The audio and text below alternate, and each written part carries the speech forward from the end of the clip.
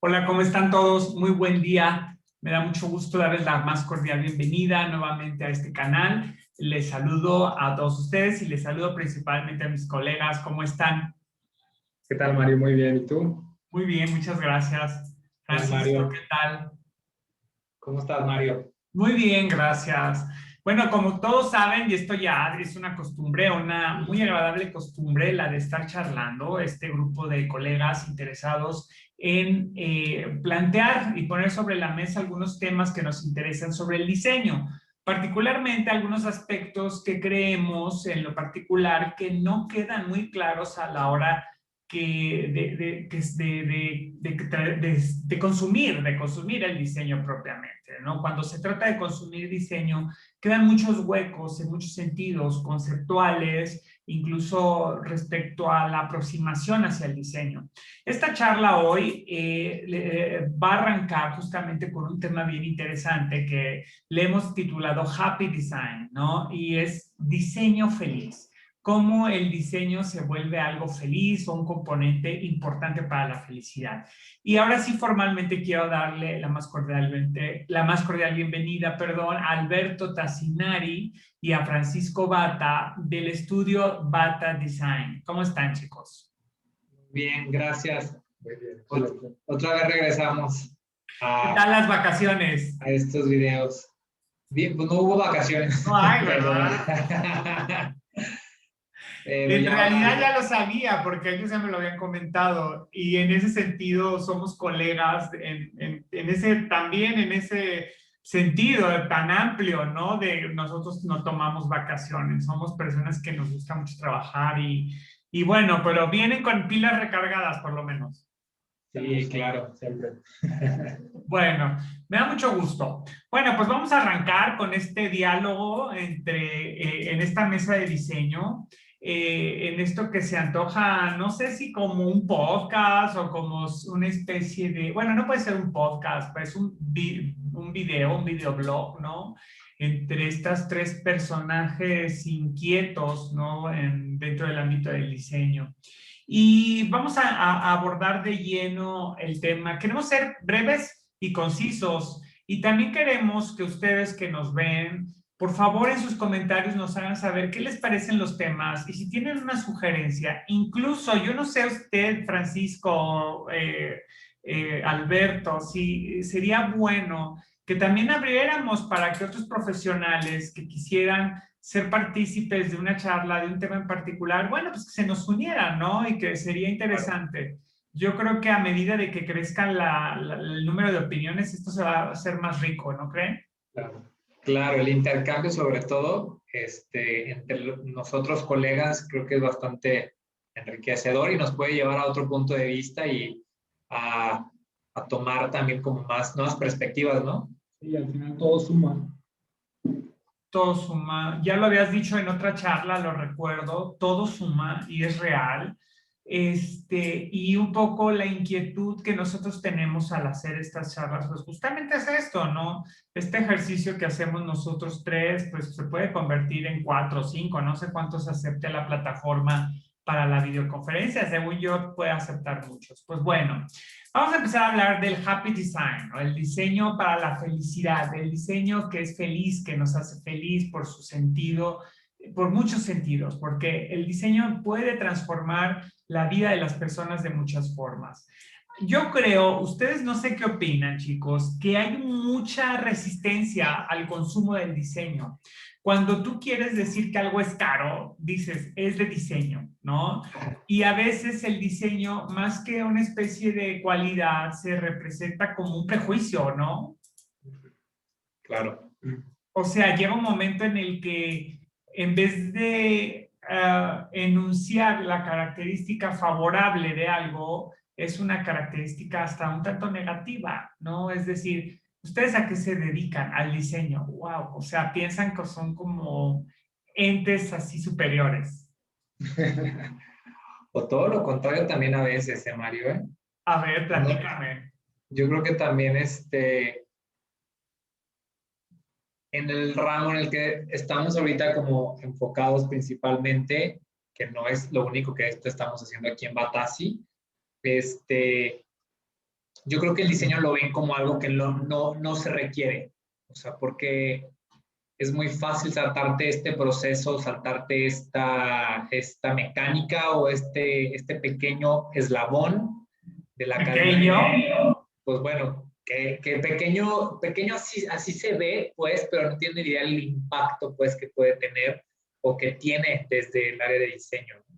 Y por lo tanto no es valorado, ¿no? Porque creo que justamente se van o recurren a todos esos elementos que son de diseñador como a lo mejor más reconocido internacionalmente para copiarlo. O sea, desafortunadamente aquí creo que hace falta más cultura y como meterse, y yo creo que ser más curiosos en todo lo que los diseñadores podemos como aportarles, ¿no? De hecho, alguna vez mencionábamos un tema, ¿no? De cómo, el que mencionabas tú, cómo realmente el diseño, pues bueno, y de hecho lo platicamos en las diferentes charlas anteriores, ¿no? Pero bueno, me voy a desviar del tema de Happy Design. No, platícalo, está padre. Pero creo que sí, o sea, efectivamente, o sea, mucho de lo que nosotros podemos aportar o de lo que tenemos de antecedente o nuestro conocimiento, nuestra historia, nuestro recorrido, puede ser de bastante ayuda para aportar en este eslabón justamente algo pues de bastante material, ¿no? Bastante útil para un consumidor. Sobre todo ahorita que los consumidores también están demandando como mucha pues, demanda, ¿no? O sea, al final lo que nosotros queremos es a nuestros clientes efectivamente darles este diferenciador para que puedan ofrecer productos que sí compitan y que sí se vean diferentes en un aparador, ¿no? Además de eso, yo creo que también un plus que nosotros ofrecemos como estudio, y creo que es una labor que viene implícita en nuestro trabajo, es justamente que tratamos de darle el valor justo al diseño a través de nuestro trabajo. Es decir, cuando presentamos un proyecto, cuando presentamos un diseño, o sea, ok, este es el valor que tiene para ti, pero implica todo esto y este es el valor que tiene para mí. Entonces, es como un reconocimiento para ambas partes. Entonces, creo que es una tarea bastante completa sea para quien lo recibe como para quien lo crea. ¿Ustedes qué creen que alguien que quiera comprar algo de diseño, ¿no? ¿Por qué está pagando esta persona? ¿Cuáles son los valores que mencionabas tú ahora, Alberto? ¿Cuáles son los valores que un cliente adquiere independientemente del costo de los materiales y del proceso, etcétera? ¿Qué compra alguien cuando compra algo de diseño? Yo creo que busca diferenciarse, busca ese diferenciador que probablemente ha estado, digamos, en la búsqueda durante mucho tiempo y posiblemente no ha encontrado. Entonces es cuando recurre a nosotros y ustedes desde una visión externa, ¿qué plus pueden aportarme para ayudarme a encontrar ese diferenciador? Entonces damos como esa guía para poder encontrar la identidad que tiene y que quiere abordar. Pero, por ejemplo, tú me estás hablando de los clientes de Batasi, ¿no? O sea, que tienen un perfil empresarial. Pero, por ejemplo, alguien de pie de calle, alguien que anda caminando en la calle y va a entrar a una tienda y necesita un case para su teléfono celular. Y hay unos más caros, obviamente, que otros, ¿no? Obviamente vamos a quitarle el sentido de la marca. Incluso a veces la marca les asegura a muchas personas que van a recibir algo más que un simple case, ¿no? Claro. ¿Qué es eso que se ofrece, que el diseño ofrece? ¿Cuál es el plus del diseño? Pues es que yo siento que sigue siendo un diferenciador, pero desde distintas perspectivas, porque puede ser que encuentras como diferencia en calidad, o encuentras diferencia en funcionalidad, o encuentras diferencia en estética. Ah, ok. Pero ahí están tres puntos súper importantes, ¿no? Exacto, y ahí encuentras siempre, todos van como con el mismo hilo conductor que vendría siendo el diferenciador. Claro, muy, muy interesante. Sí, también algo que aporta el diseño, pues es facilitarle al consumidor ciertos aspectos, ¿no? O sea, antes no existían los cases, ¿no? Entonces, esto por qué creamos, o sea, por qué se crea o a qué diseñador se le ocurrió justamente esta necesidad, ¿no? Yo creo que es justamente el diseño viene a facilitar necesidades, o sea, todas estas necesidades que los clientes empiezan a buscar, pues, inician con un diseño, ¿no? Inician con la creación para poder proteger tu celular en caso de que se te caiga, porque a todo el mundo nos ha pasado. Entonces, nace desde una necesidad, ¿no? Al final de cuentas, el diseño viene a facilitarte muchas cosas. Así es, yo creo que eso es súper vital, ¿no? La detección de la necesidad te lleva al camino directo al diseño, ¿no? Si no hay esa detección, entonces es un capricho, ya lo hemos hablado también muchas veces. Perdón. Fíjense que a mí una principal inquietud que me genera es siempre la resistencia que tienen las personas hacia el diseño. Muchas veces, incluso los mismos empresarios anteponen el costo, ¿no? Claro. El costo de salida, el costo de producción, una serie de, o sea, el aspecto económico, ¿no? Y muchas veces descuidan esto, la satisfacción de la necesidad. Claro. Y muchas veces el mismo cliente, al momento de comprar, lo primero que enjuicia es el costo, ¿no? Y no se pone a ver a lo mejor las necesidades que van a satisfacer. Hay algo bien interesante y es una de las cosas que yo siempre y pretendo desmitificar siempre, es que todos vivimos rodeados de diseño, ¿no? Y que nos han enseñado que incluso, ¿no? Es que él tiene su departamento de diseño, ¿no? Como si fuera un estatus, ¿no? Y algo que lo diferencia. Sí, sí te diferencia, porque a lo mejor te das cuenta cuánto dinero ha gastado en esa casa, pero en el fondo, si nos ponemos a ver a nuestro alrededor, estamos rodeados de diseño, ¿sí? Y eso lo hemos platicado ustedes y yo anteriormente, tiene mucho que ver con el diseño industrial, porque yo les voy a decir a ustedes que nos están viendo en este canal, que se pongan reflexivos, miren a su alrededor y se den cuenta cuántas cosas hay de diseño y se darán cuenta que ustedes conviven quizá con grandes piezas del diseño internacional, ¿no? Claro. Yo, por ejemplo, en mi casa estoy lleno de diseño. Por ejemplo, Claro. Sí. el cúter, ¿no? Que mucha gente le llama exacto. Esto es un diseño completamente global, internacional, se llama Exacto, ¿no? Y está creado por los Estados Unidos, es obra de un diseñador estadounidense. Y esto es lo más democrático que existe. Quiero compartirles una imagen, ¿no? Que nos va a mostrar una simple forma de darnos cuenta todo lo que tenemos de diseño a nuestro alrededor, ¿sí? Les voy a enseñar en este momento, déjenme ver si se puede compartir la imagen. Ahí está, ¿lo ven? No, ¿verdad? No, todavía no. Ahorita lo vean, no se preocupen, ahorita lo vamos a ver. Miren, ahí está, ¿sí? ¿Se alcanza a ver? Listo, sí. Ahí está. Son 6 objetos, nomás aquí que se me ocurren, que todos seguramente tenemos en nuestra casa, como puede ser una lámpara de flexo, ¿no? Diseño italiano, Alemania, el clip, ¿quién no tiene un clip en su escritorio? No. Claro. Ese tipo de objetos, la pluma Bic, de origen francés, o el Scotch Tape Dispenser, que también es de Estados Unidos, al igual que el cúter, y algo a lo mejor alguien más sofisticado tendrá la cafetera Mocha Express, que es la cafetera, pues por excelencia, que habla de lo que es el diseño italiano, ¿no? Es uno de los representantes del diseño italiano.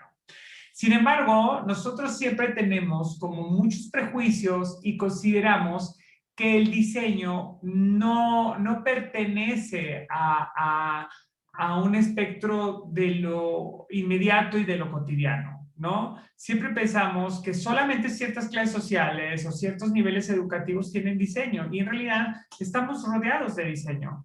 Y hay algo bien importante que ustedes acaban de decir, cuando nace el diseño es porque antes se detectó una necesidad, ¿no? Sí. ¿Cuántas veces el diseño ha transformado la vida de la gente y no nos damos cuenta? Exacto. Por ejemplo, ustedes que son expertos en el ámbito del calzado, en el diseño de calzado, ¿no? ¿Cómo podrían ustedes ejemplificar la importancia del diseño en el ámbito del calzado? Yo creo que algo muy importante, o sea, todo parte desde el diseño de una horma, ¿no? La horma justamente va a marcarnos la pauta de qué calzado es el que se va a diseñar. Y las características que tiene la horma como tal nos da como pie a tener un calzado de seguridad, un calzado... Quiero abrir un paréntesis, Francisco, perdóname que te interrumpa. Nosotros que estamos en León, que formamos parte de la industria más importante de México en cuanto a calzado, tenemos muy claro que es una horma, ¿eh? Ahorita les Pero explico. yo he dado incluso conferencias a nivel universitario y profesional en otros estados. No tienen idea qué es eso. Y no tienen ni idea que es una horma. Si tienen una horma, por amor de Dios, muéstrenla, porque a mucha gente yo creo que se le va a volar la cabeza cuando entienda que el zapato nace de una horma. Claro. A ver, señor Tassinari, explíquenos, ¿qué es una horma? Bueno, la horma es la representación volumétrica del pie humano. Realmente, dependiendo de las características del zapato, va a representar de qué manera se comportaría el pie humano, las alturas. Supongamos que aquí va un tacón, esta es la manera en la que se representaría o se comportaría el pie humano con un tacón de una cierta altura. Entonces, al final del día, es la estética del zapato. Claro. O sea, sobre esa forma, sobre esa punta, sobre ese ancho, se montan sus diseños, ¿verdad? Exacto. Esta es la base. Esta es la base para iniciar el calzado. No escucho, perdone. Aquí, ya me alejé. Esta es la base y aquí es de donde partimos nosotros, ¿no? O se parte el diseño del calzado. Efectivamente, esto simula el pie humano, pero aquí también lo que hacemos ya es justamente jugar con la estética, tanto de la punta de cómo queremos lograr la estética final del calzado, también rigiendo mucho las tendencias, puntas cuadradas, puntas redondas, puntas falsas, picos. Aquí justamente es donde se marca esta tendencia, ¿no? Hablemos ya también de una tendencia global y de a dónde va todo el diseño con respecto a este tema, ¿no? De puntas. Pero prácticamente a partir de aquí es donde se miden los recios del calzado, o sea, a qué vamos dirigidos, si es un calzado de seguridad, en este caso este es un tacón, pero está el deportivo, están los sneakers, están los casuales, y pues bueno, todo tiene ciertas características, ciertas medidas que hay que estar considerando para justamente la anatomía del pie, ¿no? Es como una especie de maniquí del pie. Correcto, sí, es como representar la anatomía del pie y es donde ahí nosotros, pues el diseño parte, ¿no? Inicia y ahí nosotros podemos aportar justamente nuestro conocimiento y la necesidad del cliente. Fíjense, hay algo que la gente, por ejemplo, en el tema del zapato que es apasionante, ¿no? Y que ustedes en ese sentido son expertos. En el tema del zapato, muchas personas hablan y dicen, es que a mí no me quedan esos zapatos, ¿no? Claro. Y tú dices, bueno, pues cómprate un punto más alto. Es que me lastiman. Y es que todo esto tiene que ver con la selección de las formas, ¿no? Correcto. Sí, cuando no se hace una selección correcta, justamente eso es lo que el producto final arroja. O sea, lastima, es muy incómodo, no calza. Es por eso que también dentro del proceso de elaboración del calzado hay una etapa que es la prueba de calce, que es la que nos arroja o nos da el resultado de qué tan cómoda es el calzado, ¿no? ¿Y cuántas veces no hemos sabido de personas que van a buscar zapatos, mujeres particularmente, que van a buscar zapatos a Estados Unidos, porque el número del pie, de la talla, es demasiado grande para el tipo de zapato que se vende en México, ¿no? Entonces hay que buscar una horma en particular. Claro, sí, no, bueno, y aparte, o sea, tocas también el tema de que cada país tiene numeración distinta y en sí el pie de cada raza, por así llamarlo, es distinto, ¿no? O sea, México tiene un recio mucho más amplio que un mercado europeo, entonces es por eso Es que más muchos... afilado. Es más afilado y es más delgado, o sea, el recio es esta parte, o sea, esta parte es mucho más grande en México y es mucho más justa o más estilizada en un calzado, por ejemplo, europeo. Y eso lo vemos mucho, muy claro en todas las tiendas Inditex, ¿no? Un calzado europeo en donde todas las hormas son mucho más estilizadas. Se ve mucho mejor, es un calzado mucho estéticamente mucho mejor, pero sin embargo a muchos mexicanos no les calza por el hecho de tener un recio muy amplio. Y eso es, pues bueno, cuestión de raza ya. Luego también, no solamente, el pie es algo súper delicado, ¿no? Porque si tú usas zapatos que no son de tu talla, puede derivar en problemas muy severos, incluso hasta en la columna vertebral o dolores en otras partes del cuerpo que no son los mentes, son los pies. Y no les ha tocado ver, por ejemplo, personas que quieren entrar a fuerza en ese tipo de horma y entonces se deforma el zapato, ¿no? Y tú dices, Dios mío, ¿cómo debe de terminar con las piernas hinchadas? Sí, seguramente sí. ¿Verdad? Sí. Y por ejemplo, yo lo que quiero que todos los que nos ven se pongan a pensar el alivio que debe de sentir alguien cuando encuentra zapatos de su horma, de que le calcen perfecto. Todo esto no es una casualidad, ¿no? Ni es un sentido de, ay, estoy mal hecho o mis pies están mal hechos. Todo lo contrario, ¿eh? Es la satisfacción de una necesidad bien específica, que es el calce de la obra, de la horma, perdón. Sí, de la horma. Y todos los componentes que conforman al calzado, porque también están las plantillas anatómicas internas que también se tienen que considerar de acuerdo al zapato. O sea, los materiales con los que está construido, si son muy suaves, si son muy rígidos, y bueno. Incluso factores técnicos como ciertas alturas, la parte del talón para que no te lastime, el talón de Aquiles, las tiras donde caen, o sea, muchísimos factores que al final generan una ergonomía. En conjunto generan el factor ergonómico y hacen que el zapato sea perfecto. Exacto. No todo depende de la horma. La horma yo creo que es un simple porcentaje, el resto tiene su juego en particular. Sí, exacto. El diseño del calzado también empieza a jugar parte importante por justamente lo que menciona Alberto, o sea, puntos de flexión, porque hay que considerar también todos esos detalles al momento de ya que el zapato está hecho, pues bueno, se tiene una cierta flexión, tiene como ya un juego, pues, o sea, ¿cómo llamarle? A mí me queda clara la palabra juego, ¿eh? O sea, es decir, como un equilibrio entre diferentes elementos, ¿no? Que juegan y se equilibran, porque ¿cuántas veces no hemos visto botas o zapatos o sea, botas me refiero porque es muy difícil el tema de los tubos, ¿no?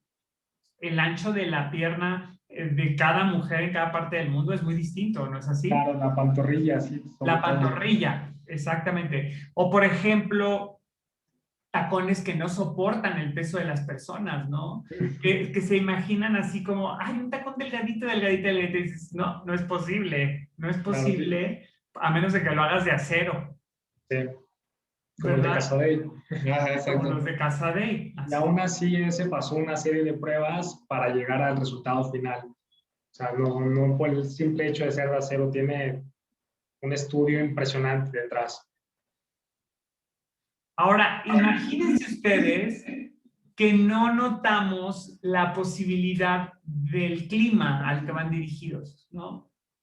Sí. O sea, los zapatos o una prenda de vestir, un jacket, digamos, que tiene materiales susceptibles a las altas temperaturas, ya sea heladas o ya sea calurosas. Claro. Y de pronto la pieza, en vez de proteger, se convierte en un microclima que afecta, ¿no? Tu enemigo. Tu enemigo Pues número. sí, sabes, sobre todo son las propiedades de los materiales y a dónde va dirigido, ¿no? Porque justamente como mencionas, hay muchos materiales, voy a dar un ejemplo, ¿no? De suelas que en climas templados, o sea, como aquí en el Bajío, pues van a mostrar una buena, un buen resultado, pero los llevas a la costa o los llevas como a las zonas más calurosas, húmedas, ese material se va a comportar completamente distinto, ¿no? Inclusive hasta va a empezar a mostrar una tonalidad distinta en el caso de que sea un blanco, por ejemplo, se empieza a tornar un poco amarillento y eso mucho dependiendo de las características de los materiales. Y así como la suela, todo, o sea, los textiles, las pieles, todo definitivamente se va a estar comportando muy distinto, por la redundancia, de acuerdo a la zona geográfica en donde va a estar vendiéndose. También eso es otro factor que el diseñador tiene que tener considerado para iniciar un proyecto. También cuál es el mercado o a qué mercado va dirigido y qué cliente es el que va a comprarlo, a consumirlo, ¿no? Fíjate que todo tiene que ver con lo que ambos dijeron al principio de la charla, ¿no? Tiene que ver con detectar la necesidad. O sea, Claro. para que el factor de happiness se lleve a cabo es que satisfaga la necesidad, ¿no? La necesidad que el cliente tiene de uso, como decías tú, Alberto, de diferenciación, llámese calidad, estatus, incluso, ¿ustedes creen que se diseñe también para que la gente adquiera un otro estatus socialmente hablando?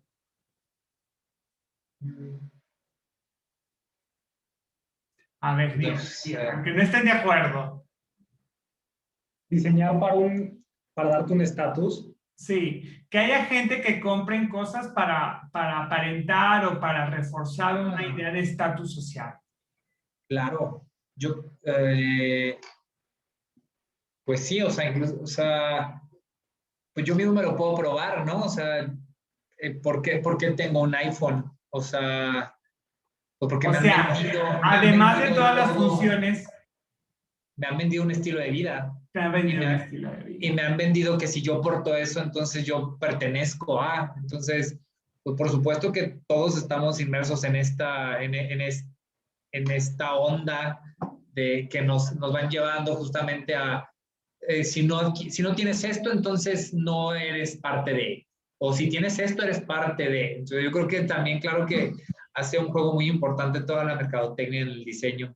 Y más los diseñadores, ¿no? Los arquitectos, los artistas, ¿no? Que tienen marcas preferidas hasta, bueno, debo de decir, tenemos marcas favoritas Claro. hasta de libretas para hacer apuntes, ¿no? Sí, claro. Calidades de plumas, Papeles. Papeles, ¿qué tal? Claro. A ver, díganme cuál es su fetiche del design, del día a día. A mí me encanta ir a las papelerías y comprar markers para diseñar, o sea, es mi obsesión. Yo puedo ir ahí y gastarme todo el dinero que lleve en ese momento. O sea, para dibujar. Sí, claro, los markers. Pero una marca en particular tienes. Sí, a mí me gustan mucho los... ¿Y por qué? A ver, platica, a ver, disecciona, ¿por qué te gusta ese marker? Me gusta muchísimo porque se me hace muy manejable, tiene 2 puntas, así es la super publicidad. No, pero es real. Y además el color de las tintas es muy brillante, te da un brillo muy particular. Hay otras marcas que desde mi punto de vista el diseño se presenta sucio, aunque tengas la técnica correcta. Esa parte a mí, por ejemplo... ¿Y cuánto cuestan tus markers más? Mira, hasta eso te puedo decir que son económicos porque son alrededor de 130, 140 pesos cada uno. Con respecto a lo que cuestan los demás, ¿cuánto es?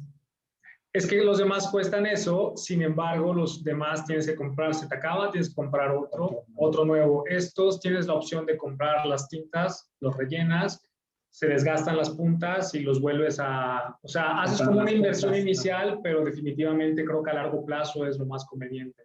Fíjate, Más allá de Alberto, eso, la calidad que me ofrece. Como, acabas de dar una lista de cualidades que vienen a partir de una necesidad, ¿no? O claro, sea, seguramente alguien de tus conocidos, tus mismos hermanos, tus amigos te van a decir, ¿por qué compras eso tan caro, no? Y dices, bueno, pues porque es mi necesidad, porque yo lo uso, porque me facilitan el dibujo, porque me gustan. Y gran parte de las cosas que se compran por diseño no siempre son por el capricho de porque me gusta, ¿no? No siempre es así. A ver, Francisco, ya que estamos en el momento de las revelaciones, ¿cuál es tu fetiche del diseño? Pues creo que ahorita ya lo he apagado, pero creo que en su momento,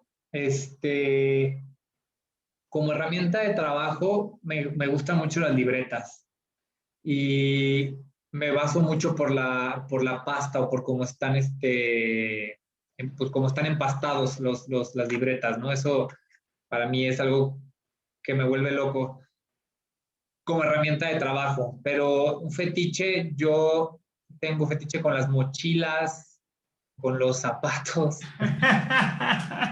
pero, y no sé, me encantan, o sea, por ejemplo, las mochilas, me encantan los forros, el color de los forros, los materiales con los que está hecho, los cierres, cómo están compuestos, si tienen muchísimas bolsitas, yo estoy fascinado, secciones secretas, no, bueno, o sea, las mochilas me encantan y me puedo desvivir comprando mochilas, pero pues la verdad es que no requiero tantas mochilas.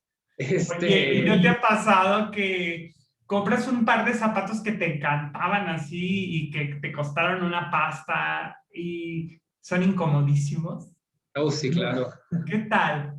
Sí, por Y, supuesto. y siempre, fíjense, yo siempre como que visualizo ese tipo de compras como con un ecualizador, ¿no? Sí, Que dices, utilidad, estética, costo, ¿no? Entonces sí, dices, pues ojalá que el costo estuviera abajo, la estética estuviera así hasta arriba y la comodidad, bueno, y la utilidad, ok, podría soportar, ¿no? Y a claro. veces dices, no manches, esto está carísimo, se ven increíbles, pero son muy incómodos, ¿no? Entonces tú dices, oh, ¿lo haré o no lo haré? Pues sí, ahí ya sería muy interesante que cuestionáramos también los productos, ¿no? Y que hiciéramos esa valoración y en medida de lo posible que nuestro trabajo también garantice que esa ecualización va a ser la correcta, ¿no? Claro. No, y sobre todo lo que mencionas tú ya también son los valores del cliente, ¿no? O sea, el cliente que decide o que pone en alto o en primer prioridad, este, Sí, su dinero, su comodidad, el diseño. O sea, yo creo que ahí ya también el valor que cada persona tiene al momento de comprar va a ser totalmente distinto, ¿no? Porque no creo que un diseño, bueno, sí, sí hay muchos diseños que cubren todas, pero en un mercado tan abierto, en propuestas tan variadas, por ejemplo, del calzado, donde hay unos que puedes tener mucho diseño, puedes tener costos bajos, ahí, bueno, empiezas a jugar con los materiales, la comodidad, o sea, yo creo que ahí ya también el cliente es a lo que decide apostarle, ¿no? si ustedes se pueden a pensar y somos empáticos, por ejemplo, alguien que tenga pie diabético, no importa que sean los más hermosos Prada que haya visto en su vida, no los puede usar, ¿no? Claro, ¿no? Y no sé si se han enfrentado a estos retos, porque a mí me parecen que son grandes retos, de rediseñar colecciones muy orientadas por su uso, por ejemplo, para pies diabéticos o, por ejemplo, de seguridad, ¿no? Claro, Que tú dices, no, es que esto se ve horrible porque se ve bien así, o la horma, o la cobertura el casco los cascos, dental, ajá, y dices, qué feo se ve, deberían de ser hormas más, pero no son útiles. Y claro, desgraciadamente ahí la estética baja completamente, se pero sacrifica, se sacrifica. Pero cuando tienes un zapato cuya necesidad es proteger y te proteja, claro, se va al happy design hasta arriba, ¿no? Se sí, convierte en un objeto adorado, ¿no? Por sí, de ejemplo, valor, de mucho valor. Claro. ¿no? Toda la cuestión, todos los usos médicos, por ejemplo, ¿no? Una Exacto. muleta, Sí. ¿sí?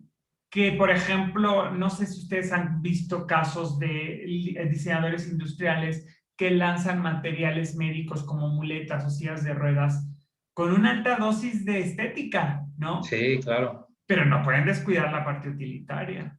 Por supuesto. Sí, pues hay elementos que justamente son, pues son básicos para mantener y de ahí ya partes como diseñador. Sí, claro, es el punto de partida, la funcionalidad. Yo creo que cada elemento tiene como un punto de partida. Probablemente, como mencionabas, habrá algunos que van más dirigidos a la estética inicialmente y eso es porque buscan satisfacer justamente Exacto. un estatus. Y hay otros que parten de la funcionalidad, o sea, la necesidad puede ser muy cambiante y al final todo es válido. Exacto. Porque puedes hacer también un producto muy estéticamente muy padre, puede partir de la estética, su directriz es la estética. Sin embargo, en el camino dices, ¿por qué no hacerlo funcional además de estético? Te va a dar estatus, pero además te va a dar muchísima funcionalidad. Hay algunos que se quedan solamente en estética y no sirven. Sí, ¿no? Una cosa que me llamaba mucho la atención y de hecho ahorita que mencionaban el tema de los celulares me quedé pensando mucho en lo que decía Francisco, del por qué él utiliza un iPhone que dice que bueno, al ¿Tú final, cuál usas?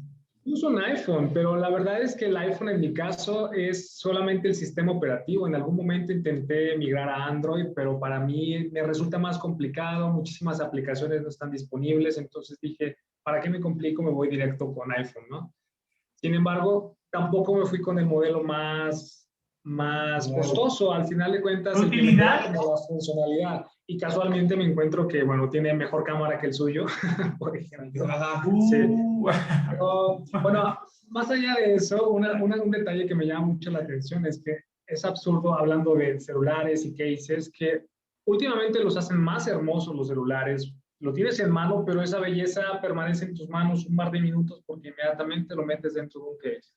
Entonces, realmente es una belleza que llevas oculta, y es ahí donde yo no le hallo como la lógica a tener un producto tan hermoso si al final lo bonito es el case. Mejor puedes comprar un modelo que te dé la funcionalidad y te compras el case más hermoso. Fíjense que yo fui seducido por la estética de iPhone, del iPhone.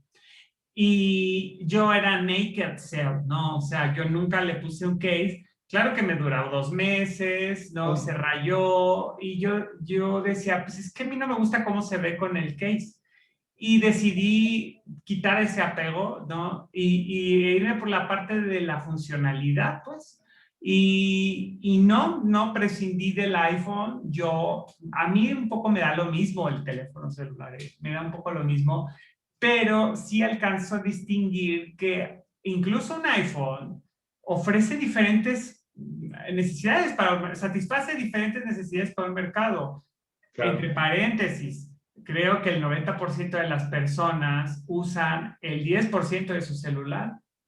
Claro. ¿No? La ¿Cuánta capacidad, gente por no supuesto. sabe tomar notas, Sí. grabar audios, editar videos o muchas cosas que yo creo que ustedes no me dejan mentir? Hay personas que llevamos en la oficina en el teléfono. Claro, sí. O sea, Sí. que podemos hacer una videollamada, que podemos hacer, sí, y hay mucha gente que no sabe ni cómo guardar un archivo o cómo anexar un archivo a un correo electrónico, o yo qué sé. O enviarlo, claro. Así es, entonces sí pesa mucho también lo que decía al principio Francisco. Hay muchas personas que guiados por el estatus que presupone tener un iPhone, lo que no saben es que iPhone vende por lo que lo busca Alberto, por la funcionalidad, ¿no? Y Claro. eso es lo que le ha dado un carácter de ser caro, porque es muy funcional. Pero la Claro. mayoría de las personas que lo tienen es más bien por el estatus de haber pagado mucho por algo que no pueden usar al 100%. Lo Irónico, saben. irónico. Sí. Ahora, estamos hablando del happy design, de esta especie yo proponía esta especie de ecualizador imaginario que tenía la estética y la funcionalidad, pero también hay otra cosa importante que creo que yo se los mostré en una diapositiva, si no me equivoco, que es la búsqueda de la mejora, ¿no? De la mejora, es decir, de que se vuelva algo interesante, ¿no? Que se vuelva algo de alguna manera, que transforme el entorno de quien lo usa, ¿no? Y no solamente de esa persona en lo individual, sino una transformación social, ¿sí? Claro. O sea, es decir, la mejora no solamente tiene que ver con la estética y el uso, también social. ¿Ustedes en qué creen que el diseño puede hacer una transformación social? No sé si se les ocurra algún ejemplo en particular que nos permita muy bien entender qué está pasando, qué pasa ahí cuando el diseño entra de la manera oportuna, que no solamente genera un cambio en la vida del quien lo compra o del quien lo usa, sino en su entorno, en su sociedad misma, en su forma de relacionarse, no sé, ¿qué se les ocurre por ahí? Yo creo que, bueno, cuando empezábamos a hablar de Happy Design, lo primero que me vino a la mente fue el tema de la funcionalidad. Y recuerdo, me hizo pensar muchísimo años atrás, una compañera mía cuando estábamos en la universidad. El tema de tesis que manejó ella era muy interesante porque partía de una necesidad de su madre. Su madre estaba en silla de ruedas, entonces el tema era, ella empezó diseñando cocinas. O sea, a ella le encanta diseñar cocinas. Entonces, el tema aquí cuando realizó su tesis, voy a diseñar una cocina que sea funcional para mi madre. Es decir, que mi madre no tenga que depender de alguien más para realizar lo que usualmente solía hacer previo a eso. Coger un vaso. Sí, entonces hizo toda un diseño de cocina que se volvió funcional, en manera que lo pudiera usar una persona que no estuviera en una silla de ruedas como quien lo estuviera, automatizando todo, o sea, bajando los niveles en automático y que fuera ergonómico para todos. Yo creo que ese es un proyecto bastante interesante porque se muestra muy inclusivo, se muestra generando un cambio en las personas. O sea, yo creo que el simple hecho de devolverle a alguien la posibilidad de hacer algo que usualmente solía hacer con naturalidad y libertad, yo creo que desde ahí ya le estás dando una calidad de vida a una persona y en eso ya generaste la felicidad, o sea, entonces ahí se concluye el happy design. Y como dices tú, o sea, impacta socialmente y da un cambio completamente, ¿no? A la sociedad, y eso, ahí es donde el diseño empieza a afectar. Totalmente, ¿no? Y además, ¿sabes qué? O sea, yo creo que ese tipo de diseños, o sea, te permiten estar como preparado ante ciertas situaciones, porque probablemente tienes un cuadro en el cual necesitas estar como en silla de ruedas durante un periodo de tiempo, no se ven posibilitadas tus labores, o probablemente más adelante vas a requerir siempre esa silla de ruedas, entonces no necesitaste hacer una adaptación, perdón. Más bien es un diseño que siempre estuvo preparado para cualquier eventualidad. Y ya desde ahí tienes un impacto social. Claro, totalmente. Y en este sentido, me pongo a pensar, seguramente esa cocina, si se comercializara, sería más cara, entre comillas, que una cocina normal. Pero una vez que satisface todo lo demás, el precio es lo tercero, lo último, incluso a veces ni se considera. Miren, un ejemplo, un día iba a cambiar yo mi colchón, no, mejor dicho, la última vez que cambié mi colchón, no lo iba, sí lo cambié, pero analicé diferentes posibilidades. Y en una de esas entré a una tienda de colchones y me encontré con un colchón que costaba 63,000 pesos. Lo tengo muy claro, ¿no? Esa y dije, ¿por qué? ¿Tiene el dinero ahí? Ya ves que metían, es el colchón de alguien que guardaba el dinero, ¿por qué? Y me dijo algo la señorita muy importante, me dijo, considere usted a alguien que tiene una afectación en la columna vertebral y que el colchón deja de ser un lugar donde dormir, sino una forma de recuperar la salud, ¿no? De dormir bien, de que su cuerpo quede perfectamente como lo ordena el doctor. Y te pones a pensar, wow, ¿no? Como yo el otro día vi una película de Fellini, ¿no? Se llama El Casanova, ¿no? Y él va por su madre a la ópera y la madre es una anciana que quería ir a la ópera, ¿no? Y entonces no sé si sea real, no me puse a investigar esto, pero me sonó muy lógico. La madre no podía caminar, entonces llevaba unos vestidos como se usaban en esa época. Es una película más o menos a mitad en el 17, 18. Eran unas cosas impresionantes. Entonces lo que él hace es que la lleva, ella lo abraza, entonces la lleva así cargando. Claro, no había sillas de ruedas, ¿no? O sea, no había forma de bajarla del palco de la ópera al terreno, ¿no? Y de subirla a su carruaje. Y te pones a pensar que las sillas de ruedas empezaron en el siglo XX, XIX, una vez que se pudo manipular el acero y el metal. Y que antes no había sillas de ruedas de madera que fueran ligeras y fáciles de transportar a un ser humano, ¿no? Entonces, sí, efectivamente, este ejemplo de la cocina me parece maravilloso, ¿no? Que quien lo necesite lo va a pagar, porque cumple todas las expectativas que hace que sean happy design. Otro ejemplo que se te ocurra, Francisco, si se te ocurre, es claro, si no. Sí. Yo creo que también algo que los coches, cómo se han transformado hasta el día de hoy, o sea, cómo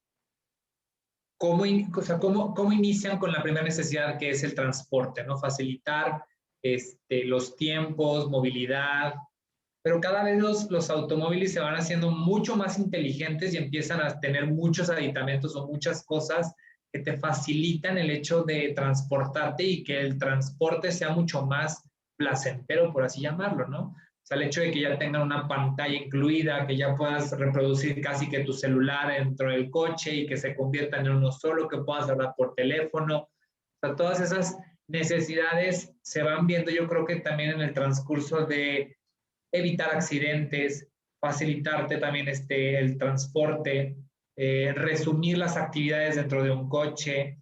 Creo que también eso empieza a ser como un tanto un happy design porque empieza a facilitarte la vida. Fíjense, no sé si ustedes recuerden un anuncio comercial para la televisión de hace mucho tiempo, que te gusta, 15 años, a lo mejor ustedes eran unos chiquillos, que tenían que pedir permiso para ver la tele. Insomnia. De Insomnia, claro, salió en Insomnia, seguro. Era un anuncio de BMW o de BMW, ¿no? Donde la toma, toda la toma, era una música, de esta música que te hace sentir happy, ¿no? Que hasta eso se diseña, ¿no?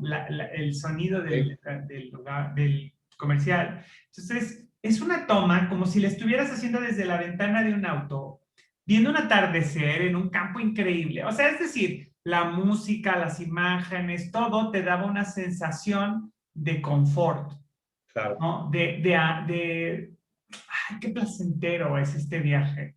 Pero nunca se veía el auto. Ok.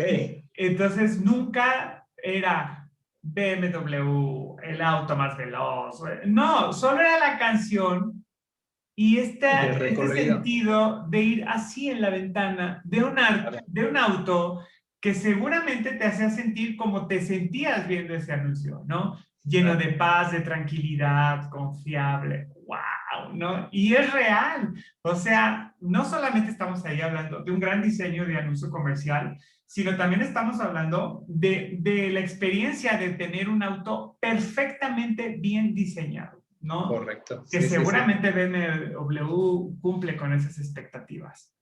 Exacto, sí. Oigan, pues qué maravilla, qué gusto escuchar esto con ustedes, escucharlos otra vez, volver a charlar respecto a este tema. A mí se me antoja que podríamos seguir hablando y hablando y hablando, pero la invitación es que sigamos nosotros con estas charlas, que hoy vimos que el diseño es un bien social, ¿sí? Que nosotros como diseñadores o como parte de la industria del diseño, particularmente nosotros que nos dedicamos al tema de la moda, de paso tocamos otros aspectos en la vida de la gente, no solamente que sean guapas, ¿no? Sí. Ya saben que a mí cuando me preguntan cómo hago para vestirme, bla, bla, bla, me irrita un poco, porque en esencia yo creo que la moda o el diseño de la indumentaria o del zapato no siempre cumplen con las necesidades de hacerte ver bien o que tienes determinado estatus, o representar que eres lo que realmente dices. Yo qué sé, yo creo que tiene mucho más que ver con eso. Y a mí particularmente, antes de dejarles a ustedes la palabra para que se despidan y cierren si quieren hacer algún comentario, a mí me da mucho gusto encontrarme con personas como ustedes, profesionales, con los que coincidimos, ¿no? En este sentido filosófico del diseño, ¿no? Hoy vimos la capacidad de cambiar la vida de los demás a partir de 3 factores muy fundamentales, ¿no? La estética, el uso y la manera en la que se relaciona en el mundo, ¿no? Es decir, hacer parte del ser social que somos todos. Alberto, ¿qué tienes para despedirte? Bueno, yo creo que sí es como una invitación a ser más consciente y tener muy presente justamente el impacto que vamos a ofrecer en cada creación que tengamos. O sea, no dejarnos llevar solamente por una línea, sino probar a incluir cada una de las vertientes que mencionamos en esta plática y así hacer un diseño que permita hacer un cambio en nuestra sociedad, hacer un happy design. Happy society, happy design. Francisco. Pues yo creo que también como iniciamos esta charla, yo creo que también es muy factible que nos vean y que volteen a ver al diseño como una necesidad, que al final hemos estado desde hace muchísimo tiempo en contacto, pero no lo reconocemos o no nos damos cuenta de todo lo que el diseño está en nuestra vida o impacta en nuestra vida. Creo que cuando empezamos a ser más conscientes de dónde parte y de dónde viene todo, vamos a tener vamos a poder como concientizar más el trabajo y de dónde viene.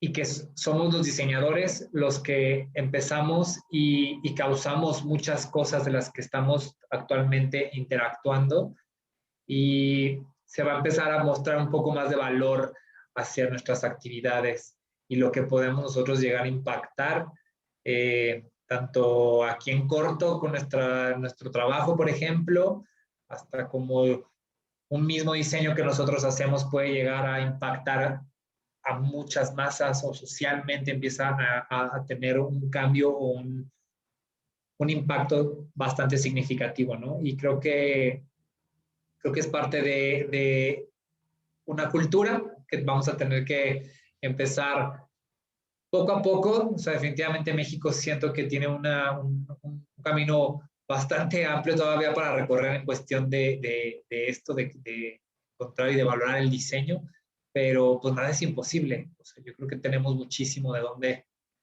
sacar y exponenciar al mundo como mexicanos, ¿no?